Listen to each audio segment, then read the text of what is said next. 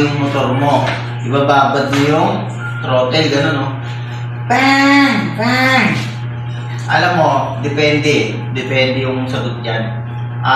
Bali sa akin, ang sagot ko dyan, base sa experience ko sa mga big bike, tulad nito mga to, nandun pa sa labas yung iba.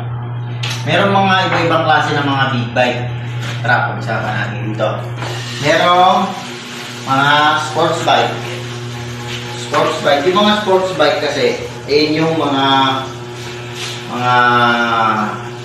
na-braking na sa planta. Kumbaga kahit hard braking mo yan o soft braking, okay lang. Pero yung mga small bike, medyo